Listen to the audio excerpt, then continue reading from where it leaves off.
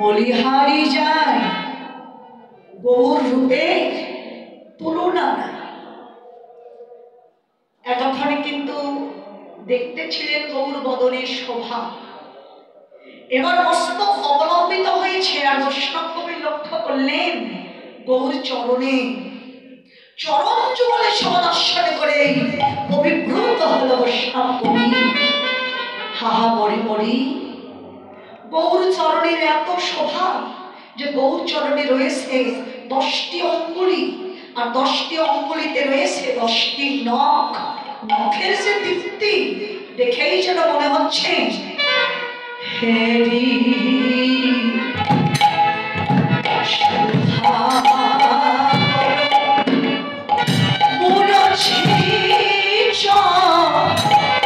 চহরণ তলে সুধা করা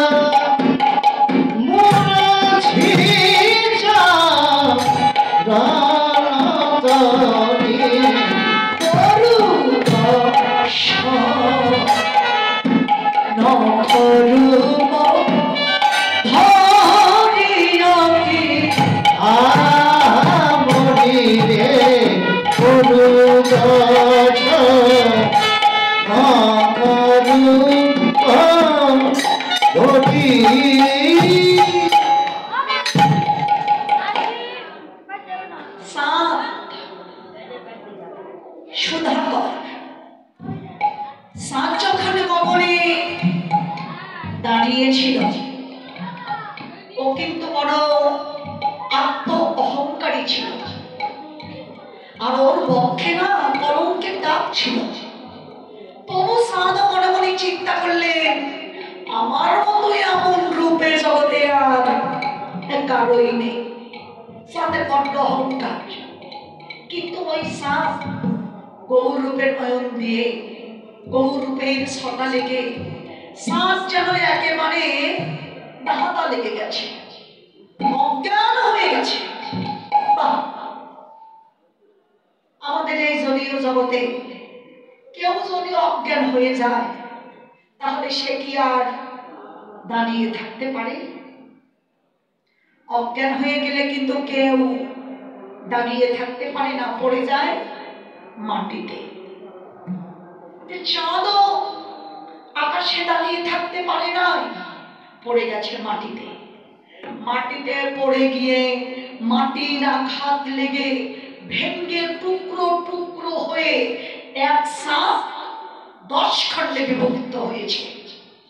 শুধু তাই নয়, গৌর চরণে 10টি অঙ্গুলিতে 10টি নখ রূপে উদয় হলো এক সাপ। কিন্তু যখনই ভেঙ্গে টুকরো টুকরো হয়ে গেছে কিনা অমনি যেন চাঁদের আবার জ্ঞান ফিরেছে। জ্ঞান লাভ করেই দেখছে সম্মুখে গৌর মূরতি।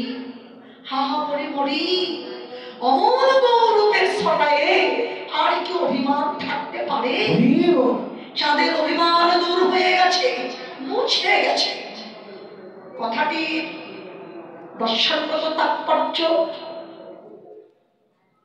আমাদের এই জাগতিক জগতে মা যারা বড় উঁচুতে দাঁড়িয়েছেন, যারা বড় উঁচুতে দাঁড়িয়েছেন, আমরা কিন্তু তাদের দেখে মনে করি যে হয়তো বড় বিদ্বান কিংবা গণ্যগণ্য মানুষ, সেরা সেরা মানুষ, অনেক ধন সম্পদের অধিকারী, 10 ক্ষেত্রের অধিকারী, তাকে দেখলেই কিন্তু মনে করি। কিন্তু ভক্তি শাস্ত্রে কি বললেন? ভক্তি শাস্ত্রে বললেন বস্তুতে বুদ্ধি সত্য নহে কৃষ্ণ ভক্তিহীনে। ভালো করে লক্ষ্য করে দেখবেন, ও সমস্ত উঁচু দলের মানুষ যত রকমের খারাপ কাজ, যত রকমের নিকৃষ্ট শ্রেণীর কাজ, নিকারজনক ধিক্কারজনক কাজ ওই আত্ম অহংকারী মানুষগুলোকে দিয়ে হবে। একেবারে বাস্তব সত্য। আপনারা জগতে লক্ষ্য করে দেখলেই দেখতে পাবেন যে যত রকমের খারাপ কাজ ওই আত্ম অহংকারী মানুষগুলোকে দিয়ে হবে। কেন? যদি তাদের দেহে ভগবত প্রীতি না থাকে, কৃষ্ণ ভক্তি না থাকে, ভগবান তো দর্পহারি, সৃষ্টিকে ভালো না বাসলে স্রষ্টাকে তো পাওয়া যায় না। সৃষ্টি এবং স্রষ্টার প্রতি যাদের ভালোবাসা নেই তারা কোনোদিন ভগবানকে বা ঈশ্বরকে কোনোদিন তারা লাভ করতে পারবে না। তো ওই যে আত্মহংকারী মানুষ, বক্ষ যে তাদের কলঙ্ক ভরা, এই কলঙ্ক তাদের কি নির্মল হবে না? মহাজন বললেন, হ্যাঁ হবে একদিন, যেদিন এমন কর্ম করতে করতে সময় ঘনিয়ে আসবে। ওই যে চাঁদের মতো, চাঁদ যেমন আকাশে দাঁড়িয়ে থাকতে পারে নাই, পড়ে গেছে মাটিতে, ঠিক ওই আত্মহংকারী মানুষ যখন সে উঁচুতে দাঁড়াবার মতো যোগ্যতা হারিয়ে ফেলবে, তখন তার সমস্ত ইন্দ্রিয় ক্ষীণ হয়ে আসবে। পদ চলতে গেলে আর চলতে পারবে না। কর্ণ বলবে, আমাকে দিয়ে অনেক বাজে কথা শ্রবণ করেছ, কিন্তু কোনোদিন তো কৃষ্ণ কথা শ্রবণ করলে না। কর্ণ কিছু শুনতে পাবে না। চক্ষু বলবে, আমায় দিয়ে অনেক বাজে জিনিস দেখেছ, কিন্তু কোনোদিন তো ভগবানের শ্রীমূর্তি আমাকে দিয়ে দর্শন করলে না। চক্ষু অন্ধ হয়ে যাবে, কিছু দেখতে পাবে না।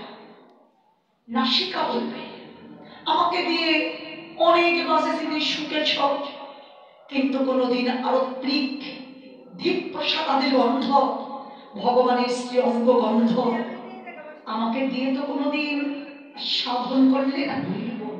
নাসিকা স্বাদ হারিয়ে ফেলবে, বুঝতে পারবে না যে কোনটি ফুলের গন্ধ আর কোনটি মলের গন্ধ, সব একাকার হয়ে যাবে।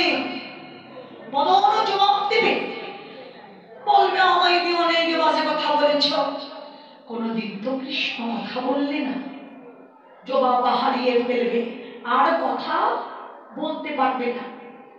এইভাবে এক এক করে দেহের সমস্ত ইন্দ্রিয় যখন ক্ষীণ হয়ে আসবে, তখন তার আপনজন আঘাত করে বলবে, তুমি কিছু জানো না, তুমি কিছু শোনো না।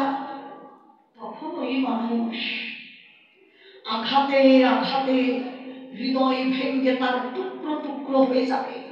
জগতে করবার মতো কিছুই থাকবে না, শুধু কাঁদবে আর বলবে, হাই রে, যাদের জন্য এত ঐশ্বর্য করলাম, হারাস, তারাই আমাকে বলে আমি কিছু জানি না, আমি কিছু শুনি না। হে ভগবান, আমি তো এই কথা শুনতে চাইনি। এই কথা শুনবার আগে তুমি আমাকে মৃত্যু দিলে না কেন প্রভু? সেদিন গৌরচরণে আত্মনিবেদন করে দিয়ে বলবে, গৌর হে, বলিয়া হইতে আমি